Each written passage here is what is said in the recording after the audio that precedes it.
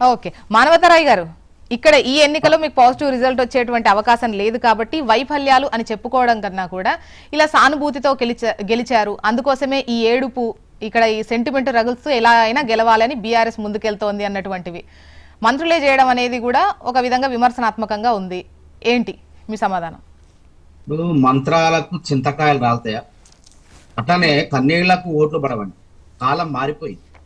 చాలా ఉదాహరణలు ఉన్నాయి మా దగ్గర కూడా. మరి ఎందుకంటే మధ్యలో అది సభ్యత కాదు. సుమిత్ర గారు ఎవరి టైంలో వాళ్ళు మాట్లాడండి, నోట్ చేసుకోండి, అన్ని నోట్ చేసుకోండి, ఫుల్ సమయం ఇస్తా. 2015లో కృష్ణారెడ్డి గారు చనిపోయారు. కాంగ్రెస్ దివంగత సీనియర్ నాయకులు, 4 సార్లు ఎమ్మెల్యేగా ఉన్న నారాయణ ఖేడ్ శాసనసభ్యులు చనిపోయారు. మరి అక్కడ వారి కుమారుని నిల్చోబెట్టి మేమంతా ప్రచారం చేసాం. ఏమైంది? అధికార పార్టీ అభ్యర్థి గెలిచి. అదేవిధంగా రామిరెడ్డి దామోదర్ రెడ్డి వెంకటరెడ్డి గారు 2016లో చనిపోయారు ఎమ్మెల్యే. అక్కడ కూడా ఎవరు గెలిచారు? అధికార పార్టీ అభ్యర్థి గెలిచారు. అప్పుడు అధికారం ఎవరు? BRS party. వేముల మన నాగార్జున సాగర్ ఆయన కూడా చనిపోయారు. అక్కడ ఎవరు గెలిచారు? మేము ఎంత పోరాటం చేసినా బీఆర్ఎస్ పార్టీ అభ్యర్థి గెలిచి. మునుగోడు ఉప ఎన్నికలు ఎవరు గెలిచారు? హోరాహోరీ పోరాటం చేసినా బీఆర్ఎస్ అభ్యర్థి గెలవడం జరిగింది. కాబట్టి ఈ ఉప ఎన్నికలు అనేవి కూడా, స్థానిక సంస్థల ఎన్నికలు అనేవి కూడా గుర్తుపెట్టుకోండి, అధికార పార్టీకే ప్రజలు పట్టం కడతారు. ఇది ఒక శాస్త్రీయబద్ధమైనటువంటి వివరణ.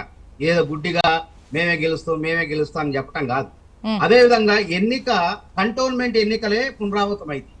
సానుభూతి ఉండదు అంటానికి మరొక ఉదాహరణ. దివంగత ఎమ్మెల్యే గారు చనిపోయారు, లాసినంత గారు చనిపోయారు.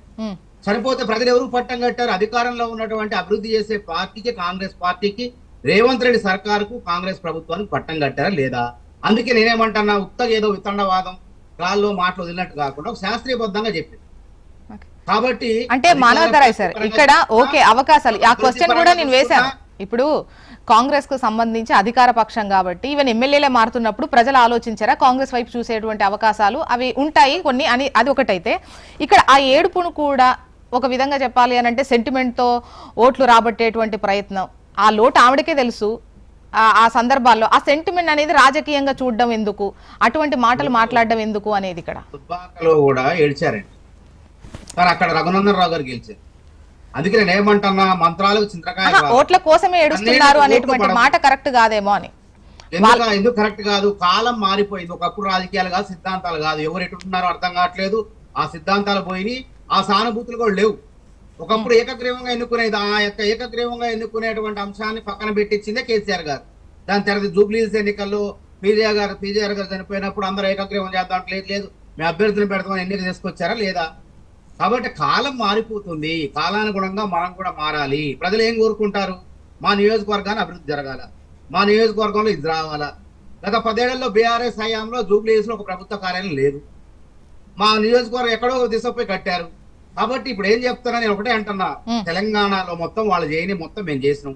10 ఏళ్ల రేషన్ కార్డు ఇవ్వండి, మేము పేదవాడి ఆత్మగౌరవాన్ని నిలబెట్టినాం. ఇలా బంజారా హిల్స్, జూబ్లీ హిల్స్ లో ఎవరైతే బడాబాబులు ఏ అన్నం సన్న బియ్యం తింటున్నారో ఆ ఇంట్లో పనిచేసే వాళ్ళు కూడా, సామాన్యులు, పని మనుషులు కూడా సన్న బియ్యం తింటున్నారు. అదేవిధంగా ఆత్మగౌరవం, రేషన్ కార్డు ఎందుకన్నా 10 సంక్షేమ పథకాలని అర్హులు చేస్తుంది పేదవాళ్ళని. అది ఇచ్చినాం, మేము మళ్ళీ ఇస్తున్నాం, నిరంతర ప్రక్రియ రేషన్ కార్డులు ఇవ్వటం. ఆ విధంగా చేస్తున్నాం. అదే విధంగా కళ్యాణ్ లక్ష్మి, షాదీ ముబారక్, 50 లక్షల మంది గృహజ్యోతి 200 యూనిట్ల ఉచిత విద్యుత్తులో జూబ్లీహిల్స్ ప్రజలు కూడా ఉన్నారు. 500 సబ్సిడీ సిలిండర్ 45 లక్షల మందికి ఇస్తుంటే అందులో జూబ్లీహిల్స్ ప్రజలు ఉన్నారు.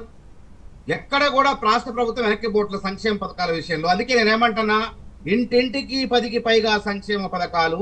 ఇక పక్కా 10 ఏళ్లు రేవంత్ సర్కారు, కాంగ్రెస్ ప్రభుత్వం ప్రజలు దీవిస్తున్నారు మమ్మల్ని. మా అభ్యర్థి బలమైన అభ్యర్థి అక్కడ స్థానికుడు. బీజేపీ వాళ్ళకైతే వాళ్ళకి అభ్యర్థి ఇంకా అసలు ఆయన ఎవరో తెలియదు. ఇంకా బీఆర్ఎస్ వాళ్ళు ఏంటంటే సానుభూతి ద్వారా ఓట్లు పొందాలని చూస్తున్నారు. బీఆర్ఎస్ నేతలు అంటున్నారు అంటే ఎన్నికల టైంలో కాంగ్రెస్ ఇచ్చినటువంటి హామీలు నెరవేర్చని ఉన్నాయి కదా, సో అవి వాటికి సంబంధించి నెరవేరాలి. ఒక్క నిమిషం, నెరవేరాలి అంటే ఇప్పుడు కొన్ని అయ్యాయి, కొన్ని కావాలి. ఈ లెక్కలో తీసుకున్నా కూడా అవనివి కూడా అవ్వాలి అని అంటే ఒక భయం కాంగ్రెస్ కు రావాలి. అంటే ఒక విధంగా చెప్పాలంటే వైఫల్యం దిశగా వెళ్తోంది అన్నటువంటిది మీరు చెప్పాలి. అప్పుడు మిగతా అన్ని అమలు అవుతాయి. 2500 కావచ్చు, కళ్యాణ లక్ష్మికి సంబంధించి కావచ్చు, కొన్ని ఏవైతే ఉన్నాయో అవి అమలు అవుతాయి. సో అందుకోసం ఈ రకమైన ప్రచారంతో బీఆర్ఎస్ వెళ్తోంది. ఇప్పుడు బీఆర్ఎస్ ఏ ప్రచారం చేసినా వాళ్ళు నమ్మే పరిస్థితి లేదండి. వాళ్ళంతా మొన్ననే వరి ధాన్యాలు కొనుగోలు మిల్లర్లు కలిసి 2000 కోట్లు లూటీ చేశారు. గొర్రెల కుంభకోణం లూటి, ఫార్ములా 1 ఈ రేస్ లో కూడా గవర్నర్ దగ్గర ఫైల్ అది రేపు మాపు అవుతుంది. అదే విధంగా ఫోన్ ట్యాపింగ్ అది ఎంత పెద్ద నేరం, అది కూడా సుప్రీంకోర్టులో ప్రభాకర్ రావు తప్పించుకుంటాడు కేసేసి, అది రేపు మాపు అయిపోతుంది. కాళేశ్వరం సిబిఐ అప్పచెప్పింది. కాబట్టి వాళ్ళ మీద అవినీతి కార్డులు ఉన్నాయి, అది బాకీ కార్డులు అంటున్నారు. బాకీ కార్డుల వల్ల ప్రజలకేం ప్రజాధనానికి ఏం నష్టం కాలే. గుర్తుపెట్టుకోండి, మేము ఇస్తానంటున్నాం. రైతు రుణమాఫీ ఇయ్యరా అంటే ఇచ్చినాం, రైతు భరోసా ఇయ్యరా అంటే ఇచ్చినాం.